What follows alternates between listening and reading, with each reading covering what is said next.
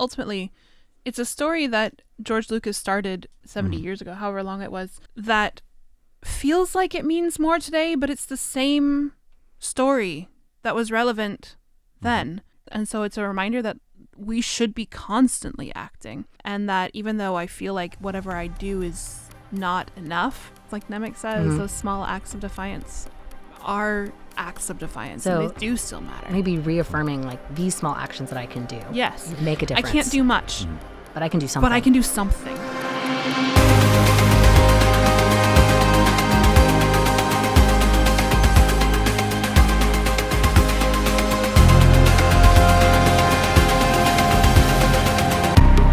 Hello, everyone, and welcome to Tales of Our Times. This is the show where we discuss the stories that move us, what makes them so meaningful, and why others could or should find meaning in them as well. This is not a spoiler-free show, so bear that in mind as you continue to listen. We tackle books, movies, TV shows, and more. Where there's a story, there's a reason to watch in today's case. I'm your host, Amanda Stevens, and this is the final episode of our month-long +1, you're listening to that one currently, special on Disney's Andor, where we've been discussing how the show sort of reflects elements we see around us and what about it makes it feel so reflective and makes it feel like it's speaking to a moment we're experiencing in history. And today is going to be like... I'm going to make this one almost like the practical for everything that we've discussed up until now. Before that, though, I would like to introduce Cat Trites and Jared Friesen. Hello. Hello. Both are Star Wars experts for this journey, an AP Lit teacher, and both creative writers. So this time I'm going to start it off. We've discussed a lot of different things through this whole series. We started by talking about, like, what does the series discuss? Big players in the series and how they represent different ways people tend to get radicalized in revolution. We did the opposite of that, the empire, the like dark governmental forces growing. Last week, we're talking about role models for rebellion. And so today, I want to talk about the phrase meeting the moment, which sounds to me very like business-like, very like lean in. Yeah. But in this case, the idea that rebellions are sort of built on momentum and then also kind of looking at rebellions more clinically, like these important beats that have to be met. So I'm going to start this one off differently by instead of asking you about Star Wars, I'm going to tell you guys about the news. Oh, my gosh. Oh, no. And politics. Oh, no. So, but it won't be long, I promise. It'll be fine. In my science fiction series about war and space politics? No! Okay, looking at 2025, we actually saw a lot of attempted revolutions and protests in many different countries across the world. And looking at this and discussing this in the news, one thing that we often point to is that for these protests to be successful, a lot of them have to share a certain set of characteristics. And this isn't necessarily an official one because there is no official protest resource out there. But generally speaking, you need these things. Number one, you need momentum, and that has to be maintained. You need a large group of people, which is related to number three. You need means by which to force change. You need high-profile defections if it's a revolution specifically. There have to be people who are in the power structure that either join your side or they leave the power structure. They might flee. And you also need a central or clear achievable goal. So at least those things. Something else that often helps is to have a rallying figure. So like a clear, charismatic person that you could follow to kind of coordinate it. And another thing that doesn't pop up but often is the case is that you need to be able to maintain that momentum for a long time, especially if you're going up against like a government, let's say, like, I don't know, the empire for this show. Okay.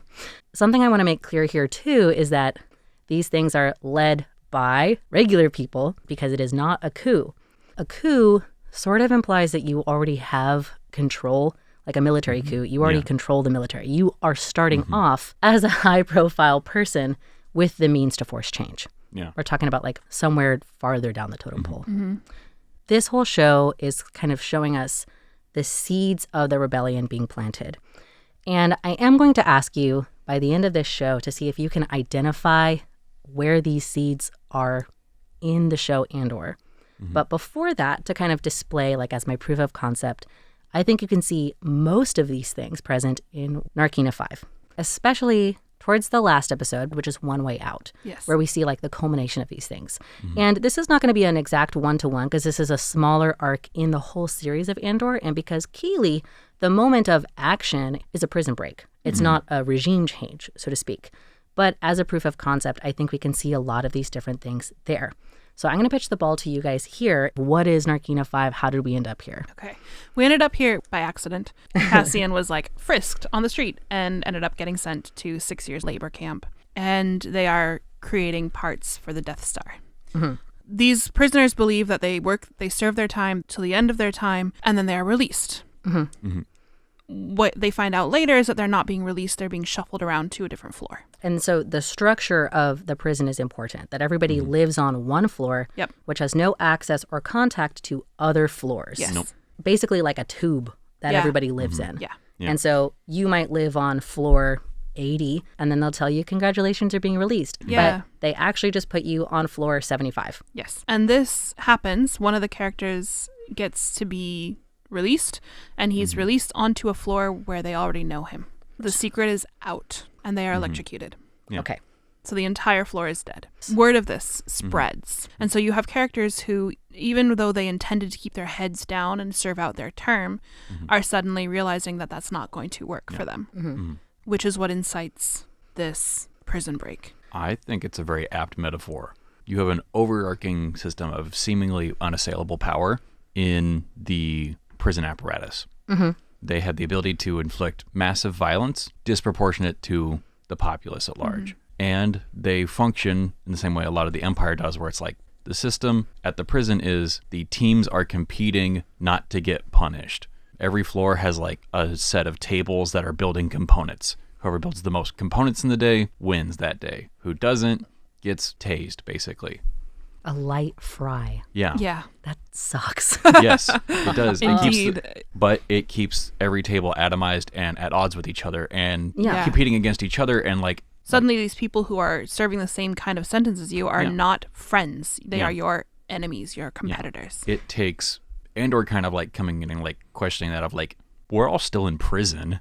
Yeah. Doesn't matter if we get fried or if our food tastes better for a day. We're all still in the same prison. I'm going to make a side note here that this is also a common news side. This is a common strategy of like a lot of dictatorships Yeah, or absolutely. even like overwhelming forces, which we see. And that's like targeting each other, something called lateral aggression, Yeah. which is just the idea that instead of focusing your aggression upwards at the aggressor, they direct your attention towards somebody at the same level. Yeah. And so Exactly. this is another like good example of this real world principle. So then let's put these elements of successful rebellion into the prison break. And again, those 5 things are going to be a large group of people, momentum, means by which to force change, a central, clear, achievable goal, and high profile defections. Going for it is the realization of like kind of ending the lateral aggression and realizing you have the numbers. In any prison, the number of guards is usually outnumbered by the number of prisoners inside. They do realize they have that. Large And- amount of people. Large amount of people. And people like within there are recognizing there are gaps in the prison system. For example, there are tubes to the central spire, and those have windows. And so the prisoners have developed a basically like Code. Kind of like a sign language. a sign Yeah. language semaphore code that they translate messages slowly through different floors. And that's how they learn about the floor that Was got fried. Yeah. One So of this the- is also kind of helping to build a central goal. Yeah. Yes. The threat has escalated to as high as it can go. They've realized there's nothing left to lose after that point. It's So- escape or it's death. Momentum. Yeah, that's the momentum. You escape or you die. Yeah. And so next they need the means to force change. Andor and a couple other people realize that the platforms in the workrooms that the guards walk around and the lift that lowers people down into it when they're introduced into the prison. Oh, so they like basically enter into each prison floor in like a little lift or a Yes. platform. Yes. That's not on the electric floor. And it's Yes. not electrified. Okay. Yeah. That's So they key. realize Yeah, that's see. a way they have out of there. They also realize that they can like sabotage the bathroom to pour water on the floors and short circuit them. So they have an idea. This They is just another need- way of like a means to force change. But they don't know how many guards will be in the watchroom whenever this happens. And in regards to a charismatic leader, we have Cassian, but Kino Loy is the leader of Actually, this. say he's two things. Kino Loy is both the leader and the high-profile defection. Defector, yeah, because he's like the floor one captain. and he's the one who keeps them all focused on the competition. Keeley, he is also a prisoner who, up until they find out about Floor 7, the floor that got fried, believes that the system will work. Yes. That if he puts his head down, does his time, he will get out of here. Yeah. And he's got sway over the rest of the people on their floor.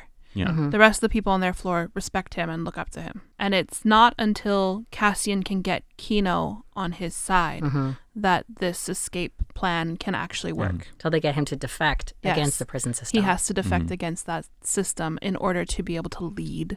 And then he is that charismatic leader. And so then the prison break happens. And at the end of the day, the means to force change, not only on their floor, but in the whole prison system, ends up being the overwhelming numbers against the guards. There is also a clear objective, too. They have to turn off the floors. Yeah. They also have to turn off the power generators to those floors, too. So Cassian and Kino go to basically like the central command of the prison. And that's where they start the chant One Way Out, too, because Kino uses that system of authority and respect that he has with the people to encourage them that this is doable now. Yeah. We've got control. You can get out. But you have to buy in and you have to go for it now. Yeah.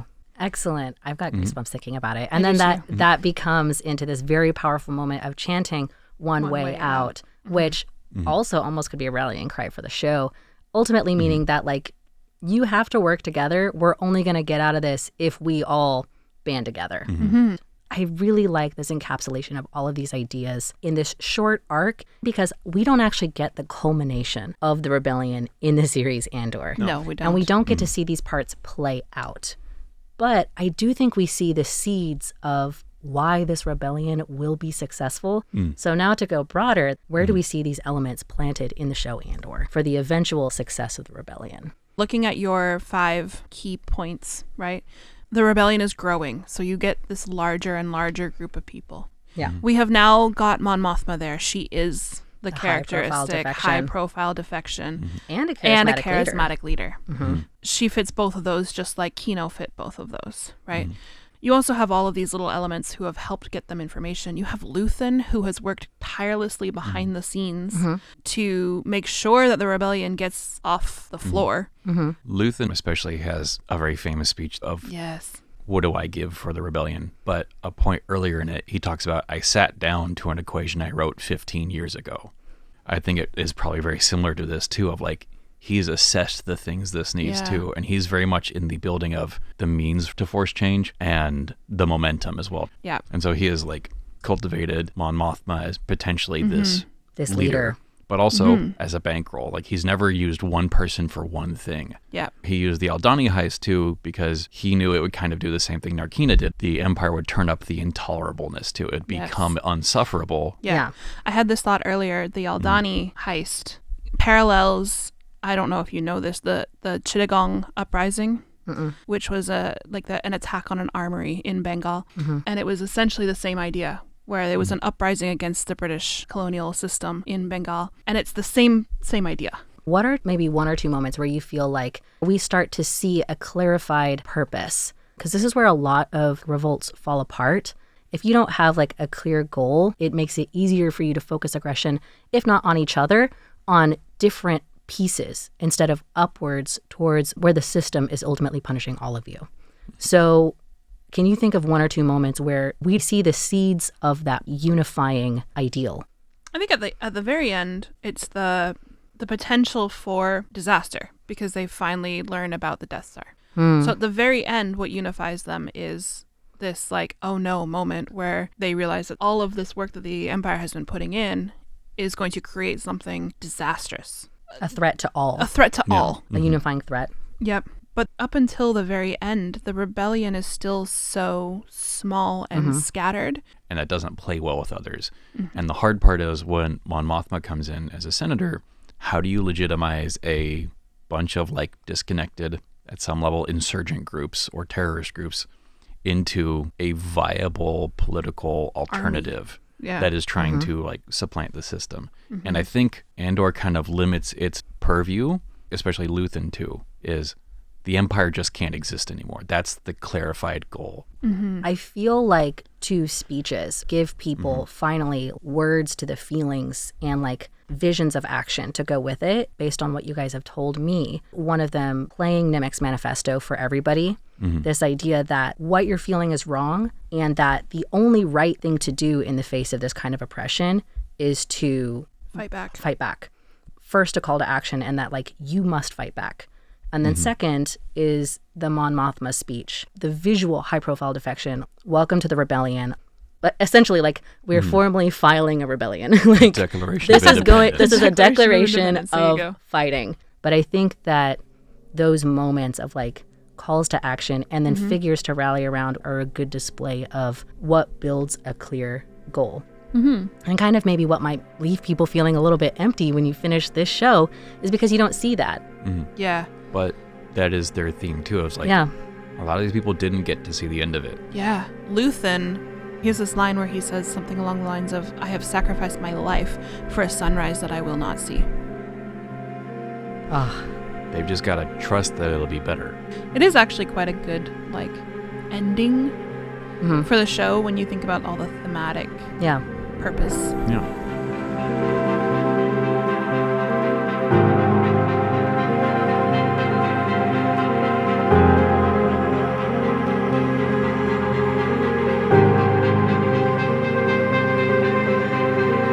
Do you feel like the show woke something in you or made you feel called to act in some way? Yes and no. Yes, it makes you want to do something, but I don't know that it's like different necessarily for me than how I felt before the show. It just kind of confirms this desire that I have to do something is the right desire, even though I feel like whatever I do is not enough. Those small acts, like Nemec says, those small acts of defiance are acts of defiance, So and they do still matter. maybe reaffirming like these small actions that I can do. Yes. Make a difference. I can't do much, but I can do something. but I can do something. Yeah. I think I was moved by it because it feels very clarifying. Part of me always knew these things, but to hear it laid out in such a like conscious, meaningfully constructed way in this work of fiction that so clearly is like drawing from like real world parallels, that is very unique and special to the moment. And I think it's like what makes it a tale of our time. It engaged with the world so that the world could come back and engage with it and find meaning there.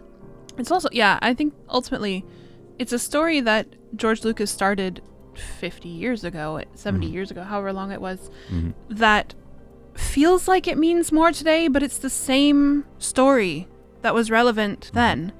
It's been there, right? These reflections have been there. Yes, it feels timely because of the events happening, but that doesn't mean that it's unique, I guess. And so it's a reminder that we should be constantly acting. It's a reframing Yeah, of the I guess narrative so. that we saw, a fantasy epic Yes. in space, and now reframed as real people fighting against an empire Yes. without these powers. Yes. It went from being a very like big, look at how bad fascism is. This reflects Imperial Japan. This reflects the Nazi government, da da da da da. To Andor, which brings it back down to real world. And we're like, hey, yes, these things are bad, but look at these tiny little steps that led to that. I think that's a good place for us to end it. Like, Okay. Thank you so much. Thank you. So first, thank you, Kat and Jared, for donating your time over this whole month. This wouldn't have been possible without you, your enthusiasm and Sometimes too willingness enthusiastic. to rewatch an entire 2-season series. Can't for me. believe you made me do it. Oh, no. So if you haven't already, do check out Andor and investigate for yourself what themes you can see and what resonates with you. Do you see the themes of sacrifice? Do you see themes of practicality? Do you see themes of radicalization for yourself or others? Do you feel like you might be called to act? What speaks to you the most about that? In the meantime, thank you for listening to Tales of Our Time here on Radio Taiwan International. I was your host, Amanda Stevens, and we'll see you next time.